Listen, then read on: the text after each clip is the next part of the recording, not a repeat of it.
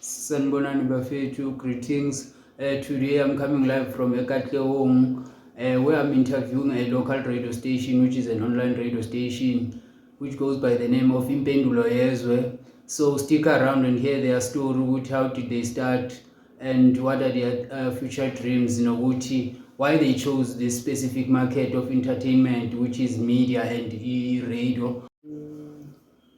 Sanibonani emakhaya igama lami Mthokozi Sineni ngihamba Lungelo Mboto, the founder of Impendulo Yezwe FM, a radio station which is an online radio station.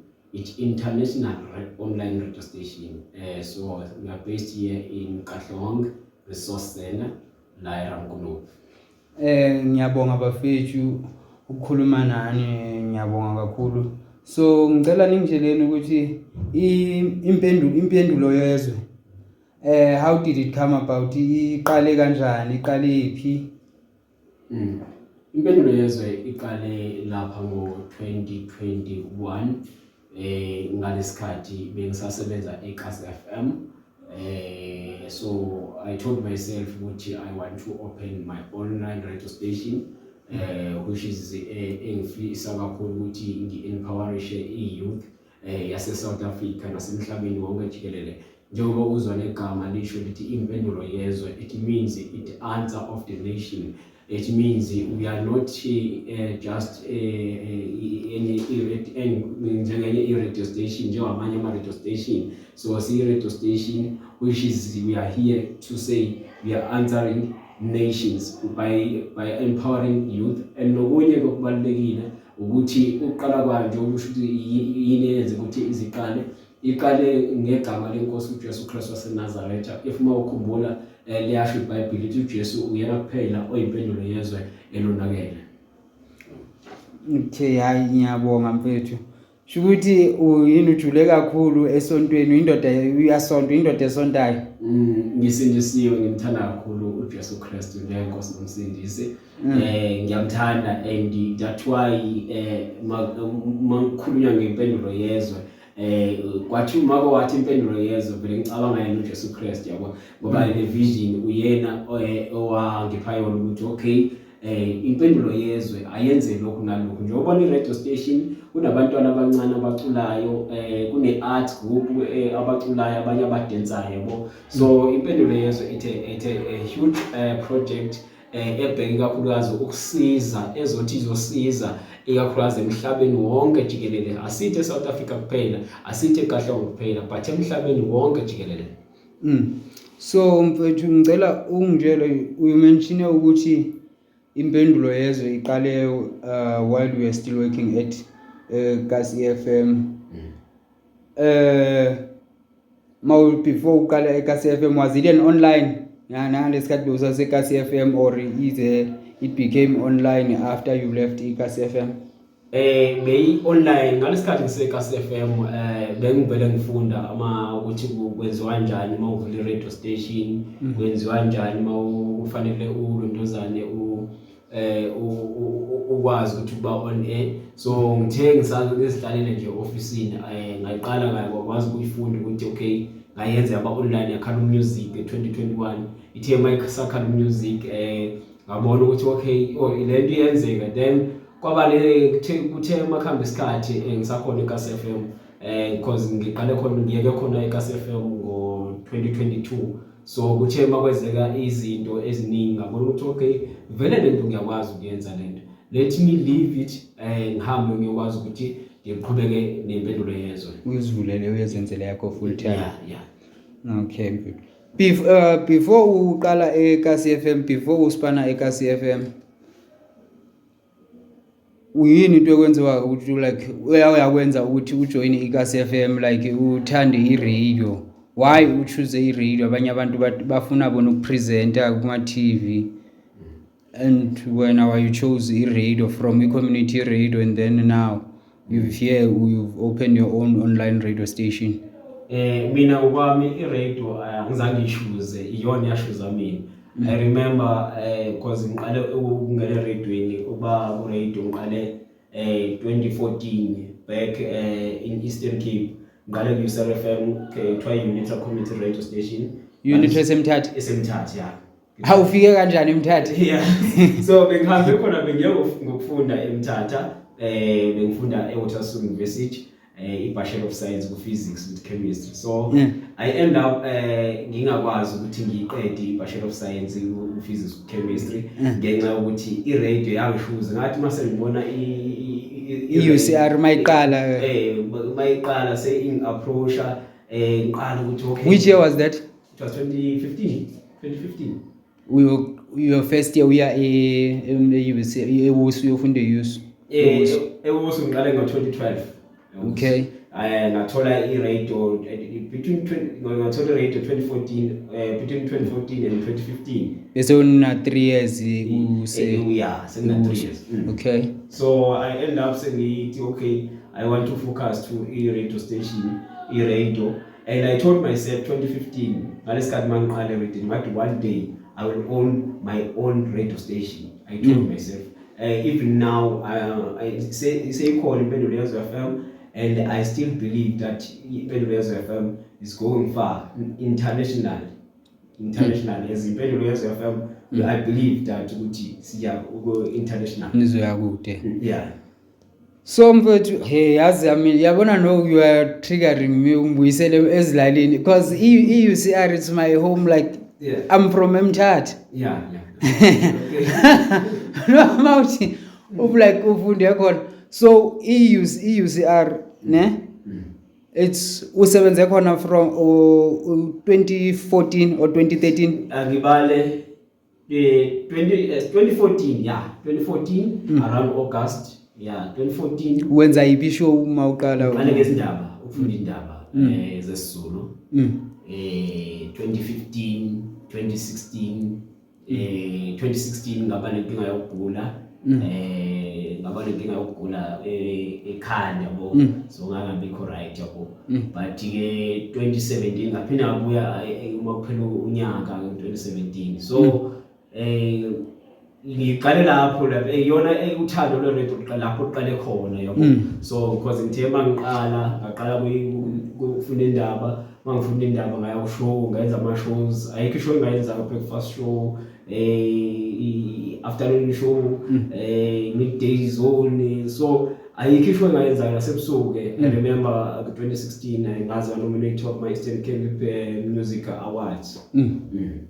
So abazali bona bathini mase wena bakusende e-university ukuthi wena uyofunda i-science wena sofika nge-science uhlangana ne-science yakho ye-radio ye-communications and media which was not part of their plans bebanayo ngawo or amaphupha bebanawo ngawo how did they feel or how did they take because abantu abamnyama xa ungena ku-radio if uya ku-radio or ku-media babona ngathi uyadlala ufuna usebenza or ufuni like nje umuntu ocela ukudlala abakuthatha serious. How did your parents like ifamily yakho? Angithi ekhaya abazange bangigxeke kakhulu even ugogo wami because mina ngikhuliswe ugogo since ngazalwa abazali bami angizange ngababona yabo even now one year angifika nona one year ngabona bashone nje bobabili ngisasemncane omunye ushone engakazalwa omunye washona senginesikhathi esincane nje ngizele yabo so angaze ngababona nabazali bami but ngikhuliswe ugogo wami is so supportive kakhulu akakwazi ukuthi noma ngenza into ephuma eceleni uyakwazi ukuthi angibonisa athi nawo wrong but if mayibona ukuthi lento into engiyifunayo uyakwazi ukuthi angisupport no pusha sizobona ukuthi yeah even nomfowethu omdala is so supportive kakhulu at no so support yeah so siyakwazi ukuthi uclever you know physics you know maths you blind mesicabanga ukuthi uzoba scientist enzoyembi one day so ubona rush because that was my dream mangiqale university benginalento ukuthi hey ufuna ukuyoshaya inuclear irush benginalento ukuthi ngifuna ukuya irush yabo so benginalento phupho le but ngithema sengibone khamba kwesikhathi ngabona i-radio ngathi no ilento engiyithandayo uthando lakho la yabo so futhi okay siyabonga ugogo usaphila mfethu usaphila yeah amfethu ugogo ngathi angaphila usibongele kugogo nokuthi angakupheleli umoya abe yisupport nobhuti omdala. So by that time from use UCR support kagogo, so bewutravela bewunokusuka ekhaya from original home ubuya Phuma eHarding KZN. eKZN. So mawufika ekhaya eHarding was like from ukmove from KZN to Eastern Cape, there like transition nokuthi uzokwazi ukconnecta nabantu, like what was your challenge wena and what made it what became your advantage futhi? Mangifika ikakhulukazi angithi ngithema ngifika ngiye ngesikole i-UCRFM ngaphakathi eWatersound eMthatha ngaphakathi. So mangifika ngifike nje ikakhulukazi bengumuntu wabantu yabo, abantu they bethanda ukuthi okay naye into nomzulu yabo, abantu bebehappy yabo, yize bekhona lawo ethi inkwenkwe. So I remember 2012 ikakhulukazi le challenge kakhulu beyemali amazulu ngalesikhathi ngomthatha yabo, mawufika lapha lento ukuthi yokwenkwe kuthi inkwenkwe yangentabeni inkwenkwe lele yabo. I remember yawazi my Xhosa brothers. I remember classini kulo mjida engakacishe kamshaya ngenxa yonto yabo, futhi le out lena yangisusa nje ngisebhodini yangibhala ithawu ngeze wazini ngilazini lenkwenkwe emzulu yabo. I remember safuna ukubambana yabo.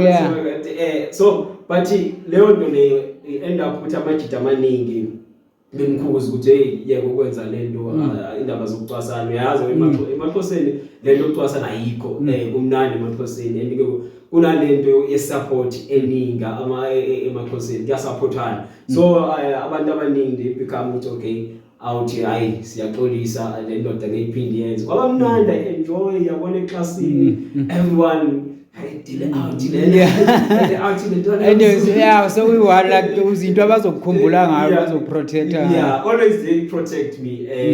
Even i-UCRFM mangifika i-UCRFM ngifika khona umnye umama kuthiwa umabizela yabamabizela uMamnqani, so befunda indaba zesizulu but ke ushadele ngale Eastern Cape, so abantu abafike bangwelcome bakufundisa neMthatha namakhono aseMthatha ukuthi bafundisa izinto eziningi yabona ngasifuna I enjoy yabo angifundela nga even now ngisafisa ukuthi ngiphinde e-Eastern Cape and do wonders there. Marugada kuchiri bakhona ke yabona kude into bahlakabisha abantu bathi amashela amaXhosa ke wrong yabona kunento umuntu nomuntu unento yakhe, and umuntu nomuntu ne-tribe iyafana iya ngomuntu ukuthi khulusa kanjani. Mina ngokwami mangiye Eastern Cape amantombazana, I remember amantombazana khona they were good to me. Amanye they supported me even sesithandana yabo, uthola ukuthi siyathandana but they lento abashoya abantu ukuthi bafuna imali wena bewunganamali. No, bangazi ngayibona le Eastern Cape yabona ngifuna ukuqamba amanga, but ke into efasiyazi ukuthi umuntu nomuntu kuyawenza ukuthi ngaye kuyawenza yesingathi ukuthi tribe ethile amaXhosa arong lana amaZulu arong lana. Into ebalekile ukuthi umuntu akazibhekena noma semtholile lo muntu lo but abe ukuthi umphatha ngendlela efanele. Abantu besifazane bayifuna imali, bazohlala beyifuna imali, but be careful ukuthi uyikhipha empilweni njalo yabona. Ngiyakuva mfethu. And from lapho ke now you've worked in UCR, so Gauteng. eGauteng uqala ku KCFM 20 bani? Ngiqale eKCFM ngo-2019. 2019 eKCFM until 2022. Yeah. So from UCR to KCFM that nakhona like bekunjani i-transition from, because le UCR was based a university, like Varsity Radio. Now you are out to community radio, and which is KCFM is one of the biggest radio station lana eGauteng, one of the biggest community radio station lana eGauteng and ngapha eKuruleni. which show uma ufika khona uqala ngayo uqala appoint as a newsreader, from newsreader uyaphi until your exit? Ekhasi FM kakhulukazi bangazile endabeni yabo. Ithe mangifika, I remember is a late Lungano Mhlongo. May his soul rest in peace. Alala ngokuthula. Insizwa ke eyabona talent because ngithe mangifika, I remember bengisuka esimene sinzima kakhulu. Because ngisuke Eastern Cape, mangize Eastern Cape ngizangana. Kodwa ngaqale eDurban. Intokozo FM, the community radio station. I remember ngisebenze 6 months ngaphindela back Eastern Cape. Ngabuyela ke Eastern Cape Usar FM ngabuya ngeza la. Mangiza kalana I remember isimo besinzima yabo. Sure. I remember ngiqale ngahlala eSoweto. I remember ngiqale ngahlala la Park Station. Nginanda yokulala yabo for 8 days yabo. Nginanda yokulala because ngithe mangiza la ize ngizazi ukuthi ngizejozi and ngizophanda kuba ngize kubana nginandaba. Ugibela itaxi from ekhaya uzana from Eastern Cape. Yeah, ngizala. So awazi umuntu so ngathi no ngiza eGoli. Okay. But la njengoba ngize eGoli ngize ngento eyikwani ngizophanda. I remember umuntu wangeza ukuthi ngikuze kube njalo kunomunye abongile wakambofana naye ke washona wadlula emhlabeni. I-friend besizwana kakhulu before ashone wangitshela ukuthi no athi hamba uye eGoli.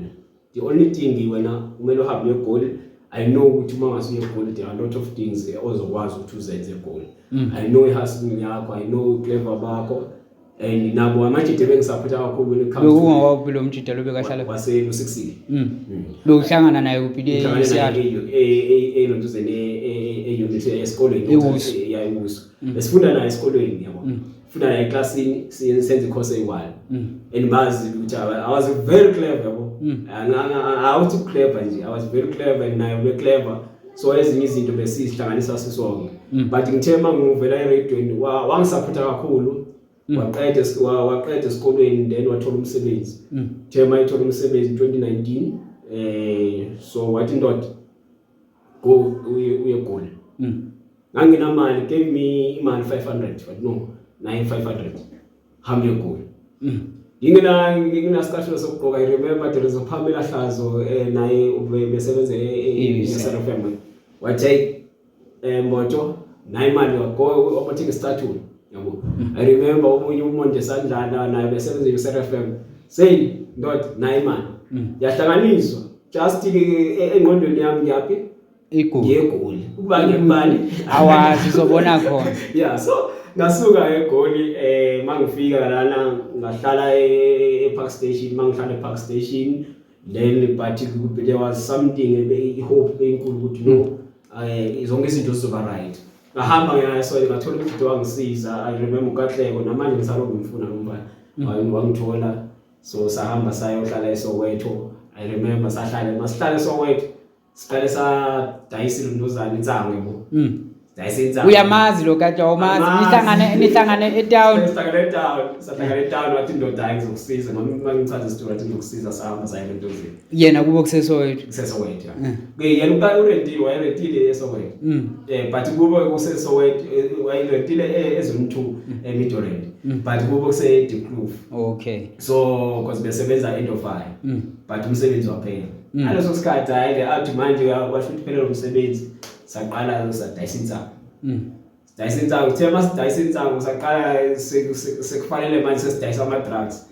Engabona ukuthi kwamkhona emqondweni ukuthi hayi ngeke manje ngathi sengene into le manje. Ngathi sengene into le. Ngafonela umfowethu ayikho umfowethu omdala kade umfowethu ngila eGoli. Bengazi lokwazi cabanga ukuthi ngakade umfowethu ngila eGoli. Ngisenkingini la.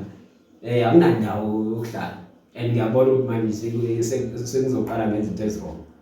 Wathi no ake ngizama ukuhlanganisa. Wahlanganisa wafonela umsisi kuthiwa ulungile manje. Wamfonela lo sisi and then we salo nduzana uthema imfonela wathi lo sisi no behlala eFosroas kwakuhle yakwazi kwakuhle. Lapha eMkhukhwini.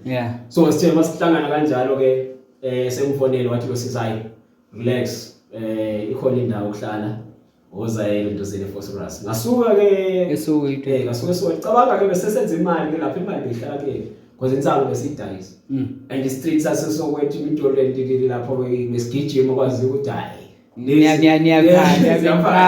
siyaphatha lezi yabo so mangilotuzana ngasuka I remember the out yanginikeza 20 rand yokugibela ukubuya ukuzangala kuphela yenye imali yadaya awusazuyithola kwatela ukuthi hamba kwasesenzile senza imali engakanani ngoba sesenzile imali eningi uthatha 20 rand yokugibela ukuthi uhambile I remember futhi angizange mina ke ngathi hayi not kuleka elizosala uphansi uzibonele ukuthi wenza njani gibela ngahlangana nalo sisi then mangifika la into zene la kwa Wolf then ngihlale nje 2 days 3 days bangitshela ukuthi khona iKasi FM ngathi I wish ukuthi ngihambe ngiyoyibheka le Kasi FM ukuthi ingakuphi yabo ngihambe ngingakwazi noma kuphi ngasuka le kwa Wolf ngaze Crystal mangifika Crystal bayikhomba le Spend View sase White House ngahamba ngaye White House mangifika White House ngihlale ngithema ngangena ngahlala ngathi ngifuna umphathi abazi ke ama-admin ke kanjani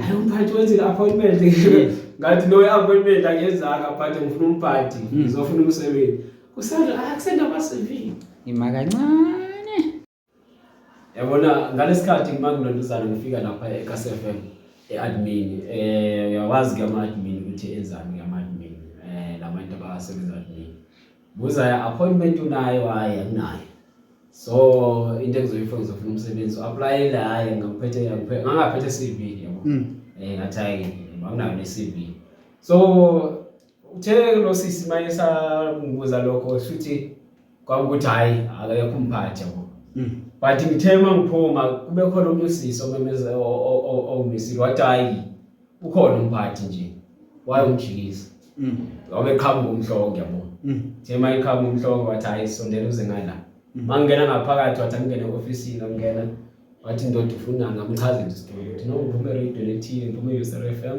ngisebenza eNtokozo FM ngasebenza USR FM bengifuna indaba ngenza amashow wathi hayi sifuna umuntu wathi yena udina neindaba ngathi hayi mina ngiright endabeni vele izona engizithandayo so mangifunda ke ngiqala ngilondozana wathi yena angisenda idemo ngathi mina idemo ikude kakhulu anginafoni nginotilili ngangiphethe ngangihamba nginotili ngaso sikhathi mawuke utshela ngokuthi ngizosenda ama-email ngisendeni ngithini hawu le mali anginayo ukuthi ngilondozana le vele ungodishile manje yabo so ngamfundela indaba ngalesikhathi ngisifunda kanti nto bezirekhoda yabo bayizirekhoda so wabese wathi hayi ndoda khululeka hamba yabo hayi ngahamba yabo so ngithe ngaphela ka 2 days wamfonela wathi ndoda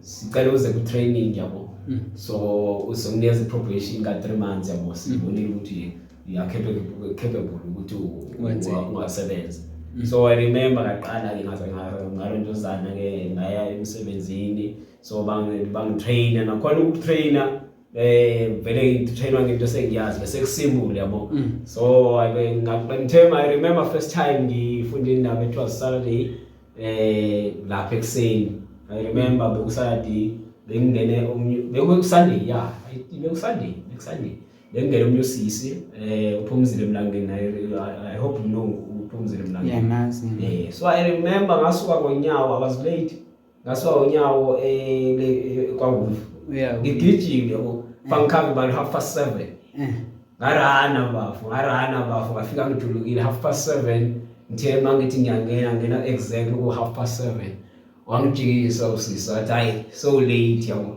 ngijuluke manzi so late no but ngakamind ukuthi nga-understand ukuthi vele maso late umthetho we-radio kungeke idlale ijingi lokhu idlale ijingi awubonakali because bese ngilate vele bese ngidlula 7:30 so I say ngo-8 kumele ke ngenze sure ukuthi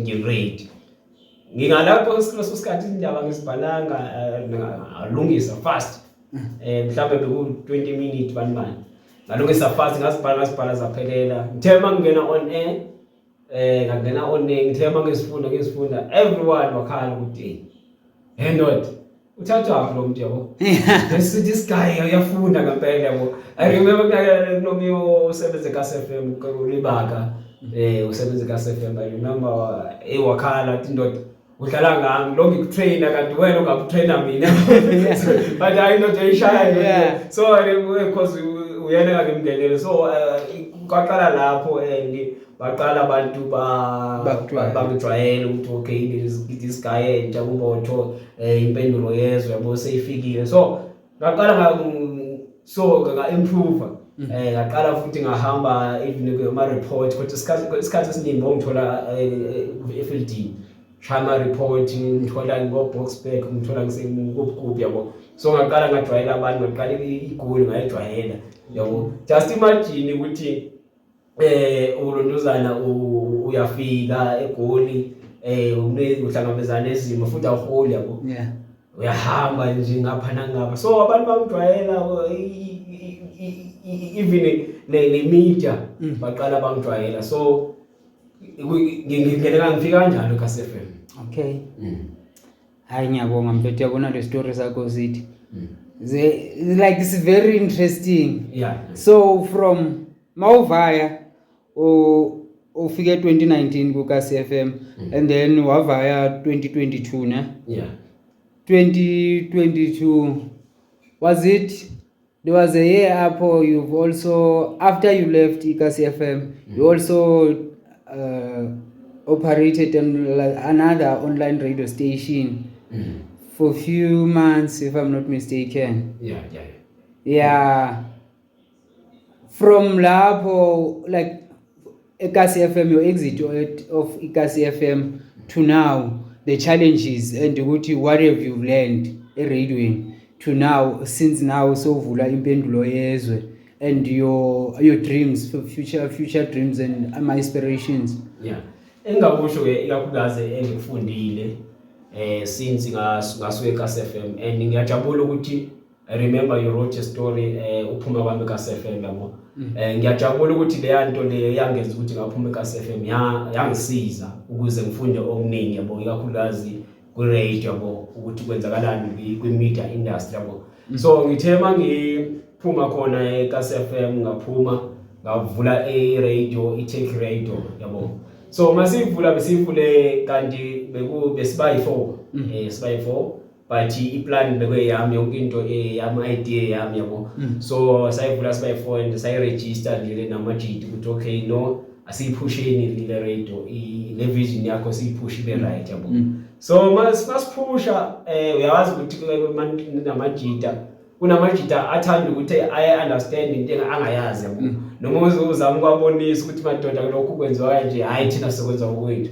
Uzothi usathi usangenile la kulondozana usa on air angifika namajida abo sebezofuna ukuthi hayi sizo interview yabo sizokwenza lokho sokwenza into zethu thina sifuna ukwenza into zethu. So leyo i-radio kakhulukazi yaqhuba lapho izinyanga mhlawumbe I think 6 months yaqhuba. I remember ngenza ama training kwabantu abaningi abantu engangibatrainer abanye babo kaSFM even now abanye bakhona lapho kaSFM abanye bakoqaqa FM ama-radio ahlukahlukene. I remember there is another guy I do with the internship from EYFM.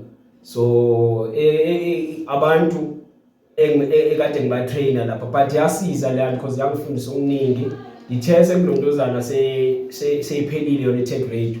Kwafika something because impendulo yezo njengokuthi impendulo yezo kade yabakhona kwafika something ukuthi no vele lento lena ngiyayikhalisa impendulo yezo FM but kwashawa ukuthi mangiphuma ngingenamali nginalutho yabo.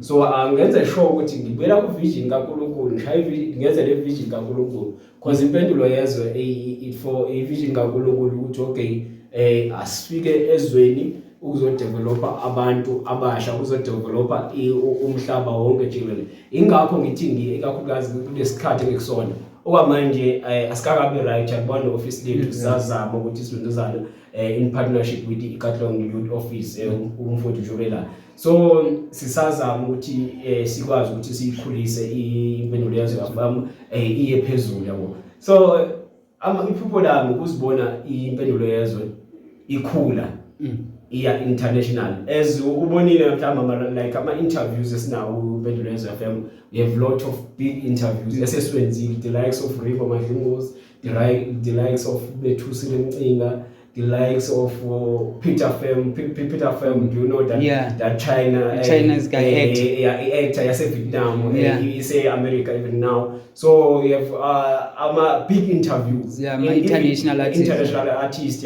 So leyo nto iyasikhuthaza, but even today you were interviewing MMC na? Yeah, MMC City of Ekurhuleni. So okwamanje kuyamjabulisa ukuthi sila sikhona, siyafisa ukuthi sikhule siye phambili international, saziwe even umhlaba wonke, because into esibhilivela kuyona njengoba sithi impendulo esibhilivela kuyona, sifuna ukuthi izwi kaNkulunkulu malingafi. Asithi kodwa siqhubeka namanye amashow, but isazi ukuthi ekseni kuba khona intshumayelo ethile, kuba khona motivation, ntambama abantu mabelala kuba khona intshumayelo ethile, kuba khona motivation. Nalapho sithi abefundisi beqiniso, asikhulumi ngabafundisi abanamanga, we want to abafundisi beqiniso ukuthi aba accepta lento kaNkulunkulu, hayi ukuthi umuntu accepte ngoba nakufuna imali, but si umuntu okhuluma iqiniso kaNkulunkulu, omaziyo uJesu Kristu njengoNkosi nomsindisi, akaze azoshumayela nabe, akeze azosondozana, azosiza ukuze kwazi ivangeli kaNkulunkulu likhule lihambe liphambili, nempendulo yezwe ikhule even international. I remember kwePhasika bekade sino pastor use United Kingdom, bekade shumayela amazwi esikhombisa, beshumayela ilizwi lesibili. I remember the pastor wase USA. So ileyo nto sifisa ukuthi umhlaba wonke awusondele, umhlaba wonke siye phambili. Sure. As now you've done ukuthi now uyabona ukuthi nami mfethu ukuthi keep up the good work, ukuthi I see ukuthi umdali you are chosen for this. Umdali bekangeke akunika umthwalo ongeke ukhona. Now you've trained people who are on YFM, there are people who are on Kasi FM. If bebangahlangananga nawe, and if nawe, and I'm grateful for Kasi FM ukuthi gayi chance nawe to ukuthi you explore talent lakho, expose talent lakho to the world, to abanye abantu. I'm grateful nami ukuthi nami team fethu good luck nesipane sharp. Yeah, siyabonga kakhulu. Esingabusho nje sesigcina nje ukuthi sicela abantu basupporte, ikakhulukazi if makhona umuntu esekhaya njengamanje olalele noma ubukele ekhaya, sicela ukuthi abantu ba stream radio bayehamba like page yethu, bayifollowe bathi Impendulezo FM. Nokunye if makhona umuntu mhlambe unezinto angazisebenzi like ama mic, like ama computer, like ama ndozana, angadonate ngalezo zinto. Sicela ama donation kakhulukazi ukuze sikwazi ukuthi si-upgrade system yethu, yabo. So iyona into besicela kakhulu, noma mhlawumbe umuntu ekhale ukudonate ngemali, angadonate ngemali, but omunye angadonate ngecomputer yakhe eseyindala, because isifiso sethu upgrade i-system yethu ikwazi ukufika eqophelweni eliphezulu nangezipeaker ngama-mic, because njengamanje I remember I once posted ukuthi sisahlela ukuthi sibe ne-interview noRonaldinho from Brazil, one of the best footballer. My favorite, greatest of all time. One of the greatest of all time. So sisahlela ukuthi sibe nama-interview the like of Ronaldinho. So sifuna uku-upgrade system yethu. I'm 100% sure ukuthi basingase sikwazi uku-upgrade system njengamanje, even ngo-June singakwazi ukuthi sibe sikwazi sizimtholile, because kunama-artist amaningi overseas. They started with okay, siyabona ukuthi even ama-page but they are not high, akekho makhulu active ama-page, but niyakwazi ukuthola abantu abathile. Khona abanye basi-approachayo even go-Spain, but no, sicela kwenze interview even go-United Kingdom. I-United Kingdom did ama-artist ayi-2 ase-United Kingdom. So abanye abantu nako-Nigeria, but no, Swaziland, we want to senze i-interview. But now into esikhumeza kakhulu indaba ye-system yethu now ayikho seqophelweni eliphezulu, yabo. So ingakho sincenga ukuthi if umuntu mhlawumbe akhale ukusiza lapho nalapho angasiza, iyona sicela kakhulu. And okubalulekile nokunye njengoba sipartnership neKatlehong Youth Office iKatlehong Youth Office iyasiza ngama leadership iyasiza kakhulukazi uma ufuna uku-apply umsebenzi iyasiza nje ey'ntweni eziningi ezihlangene ne-youth. Ngomhla 13 June sizobe sine-event futhi izobe la umuntu angazozibonela ukuthi yini ekwenziwayo futhi azo-apply futhi because kuzobe khona ama-opportunities amaningi nama-stakeholders amaningi ama-leadership abantu bazo-apply. Into engingayisho nje ngiyacela ngiyanxusa eSouth Africa even umhlaba wonke namabhizinisi umuntu ofuna ukuzo-advertise akazo-advertise. Sicela amabhizinisi ukuthi abasondele bazo-advertise i-listenership yethu. Uyazi uma ngakutshela ngathuka even now bekade nje bese on air we have more than ebeyilalele screaming live ngesikhathi ngenze show for 1 hour. That show it more than 6,730. So just imagine for ukuthi yabona ukuthi isimo sesikuphi but siyakwazi ukuthi siconnect ukureach ama numbers yabo, which is very important for business abantu abafuna ukushowcase even ama creatives. You don't forget them, youth, because I see there are so many people who are doing even furniture like us. There are also abantu who are doing ama-deco just to showcase their work ukuthi lana studio. Sometimes some MMC or which office, some powerful offices, someone might come here uzokwenza interview mhlawumbe abone that it would be a good advantage for them ukuthi nabo to come on board to support you. And now ke sesikuwe Bram Thokozisinene, ngicela usitshele mfethu iKatlehong or iKatoras Youth Desk Katlehong Youth Office. So iKatlehong Youth Office thina si-empowera i-youth njengoba besikashile ukulungela ukuthi siba-empowera ngawo ama-program, ba-attend ama-program abantu abasha bangaloke bahlala vele emakhaya, sibaphinde sibenzele nama-job placement. So into ezinjalo. Then ke kuye futhi siyenze nama-event campaign nama-event lawo besikhuluma ngayo njengoba sisuka ne-event nge-13 June. Izoba about what is that event nge-13 June? Izobe nama-opportunities afana nawo ukuthi sibize abantu laba abadila ngama-learnerships ney'kolo ezifana nabo ama-varsity kanye nama-college siwabizile nalabantu laba bayenza ama-program yabona ku-NYDA ezinjalo. Siloke sibathumela ama-email sibize nezinye i-stakeholders. So kumanje nje sipartnerene ekululeni, so naye iyawina nje ukuthi sihelphe bese siphinde sibizele amanye ama-stakeholders so that iyouth abantu abasha mabeza beze vele bazi ukuthi ilanga lakhona kuziwa nani, because siyabatshelile nakule poster yethu ukuthi mele beze ne-CV nazo zonke izinto zabo abafuna nje ukuthi zincedwe. Nabo sisanokubiza nabo i-home affairs ukuthi abantu abafuna ukwenza ama-ID nama-plexesh yabo izinto ezinjalo. So ngiyabonga kakhulu mfethu, ngiyabonga ithi ngibone. Closing remarks ke mfethu sesiyaqeda impendulo yezwe ne-event elizayo. So impendulo yezwe sizobe si-partnership njengoba si-partnership vele neKatlehong Youth Office. Sizobe sine-event ngomhla ka-13 June 2025. Sekusele nje 2 weeks njengamanje ke siyacela ukuthi abantu beze ngobuningi babo kanti siyatholakala khona la eKatlehong Resource Center. Nokunye ke if uma ufuna ustreama impendulo yezwe FM ya Facebook bese ufollow i-page uzothola i-link lapha yana ozosithola kuyona, noma uvele ungene ku-Google mawungena ku-Google ukuthi impendulo yezwe FM bese uyayisesha zobe uyakwazi ukuthi uyithole bese uyakwazi ukuthi usilalele. Sitholakala 24/7